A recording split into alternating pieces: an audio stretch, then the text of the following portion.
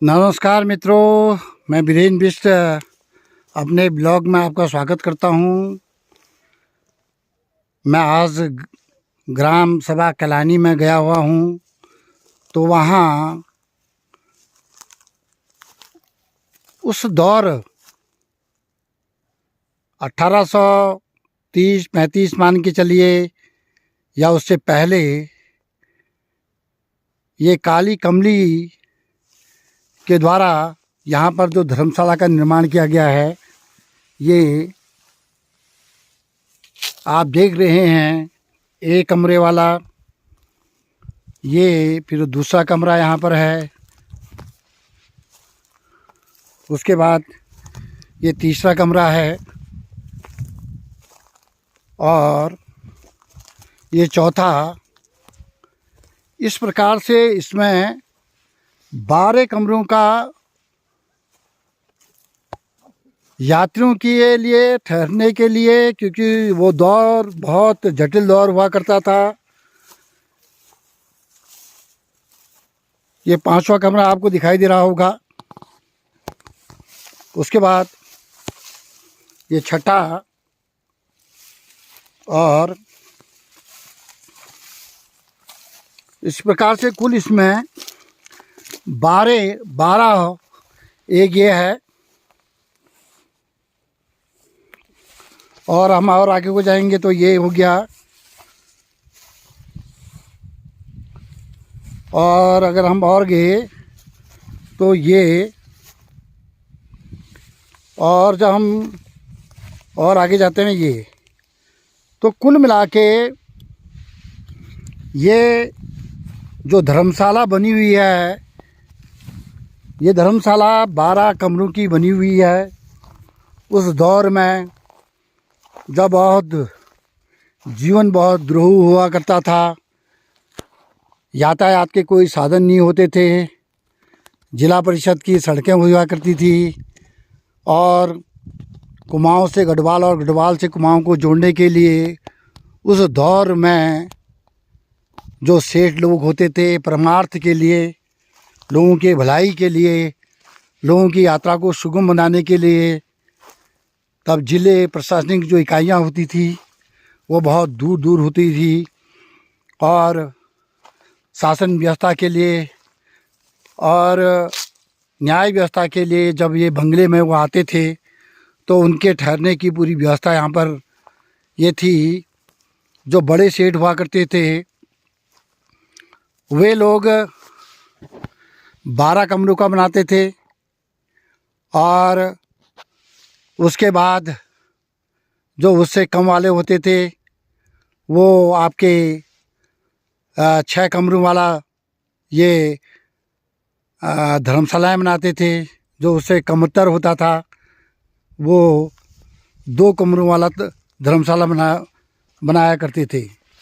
मुझे आज भी बहुत ज़्यादा प्रसन्नता हो रही है कि उस दौर में मैं 1820, 22, 24, 26, 28, कोई भी सन रहा होगा, ये इतना तो कहीं पर यहाँ लिखा है नहीं। और मेरी जिज्ञासा हुई कि उन धर्मशालाओं को देखा जाए कि किस प्रकार से लोग उस समय एक स्थान से दूसरे स्थान जाने के लिए आया करते थे और विश्राम करते थे।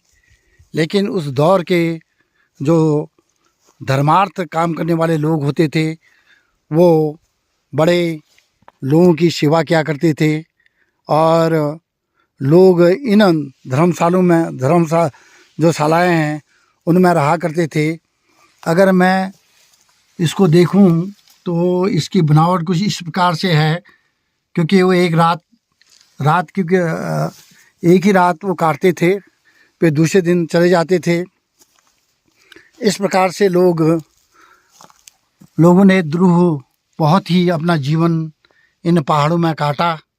और अगल बगल हमारे कहीं भी यहाँ विद्यालय नहीं हुआ करते थे और ब्रिटिश काल में या तो दोरहाट में मिशन इंटर कॉलेज हुआ करता था या फिर पौड़ी में मैसमौर इंटर कॉलेज मिशनरियों का हुआ करता था।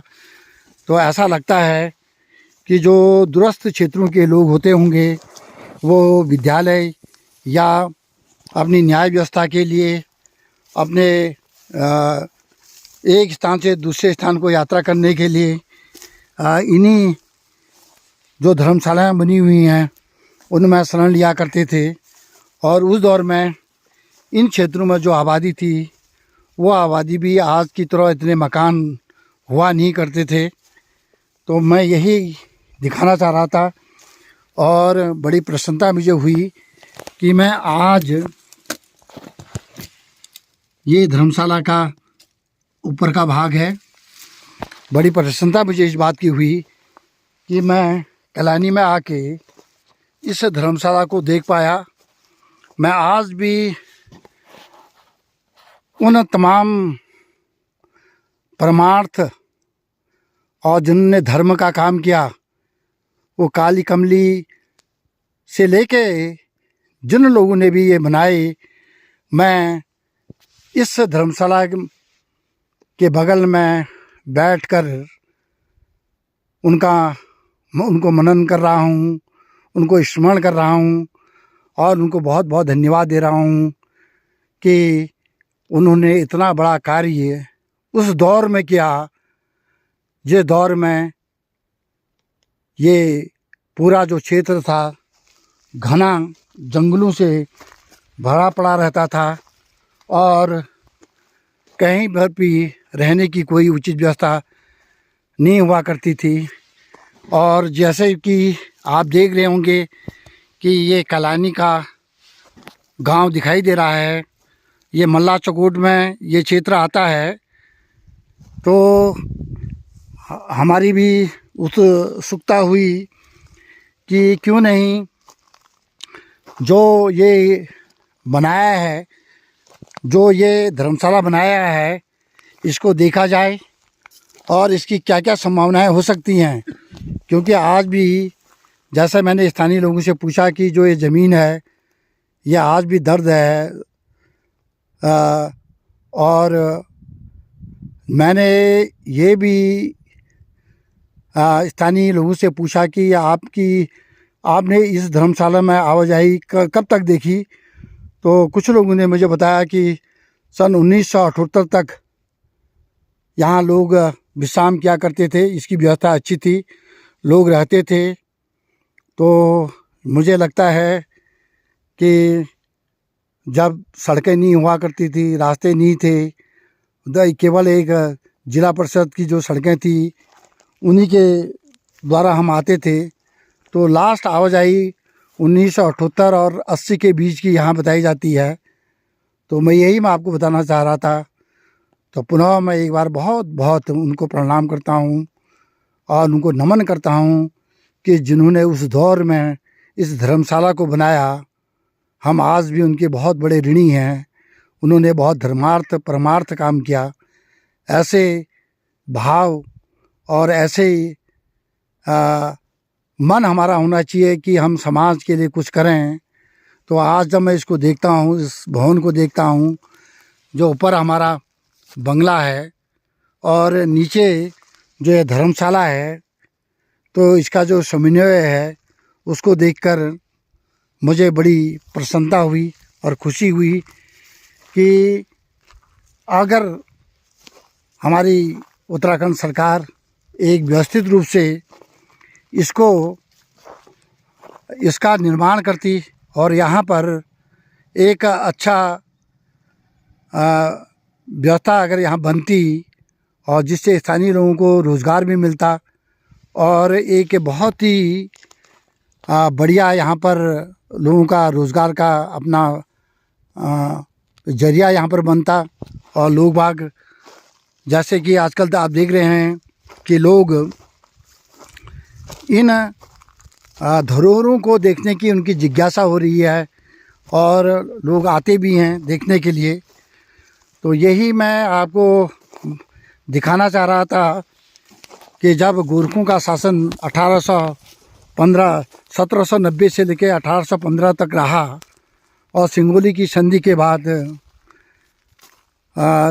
यहाँ पर ब्रिटिश हुकूमत बनी और ब्रिटिश हुकूमत बनने के बाद कुछ चीज़ों की यहाँ कुमाऊं में और गढ़वाल में कुछ ऐसे कार्य हुए जिससे लोगों को न्याय व्यवस्था और न्याय व्यवस्था के साथ एक जो जल और जंगल और ज़मीन जो हमारे स्थानीय लोगों के हुआ करते थे, उनको ये जो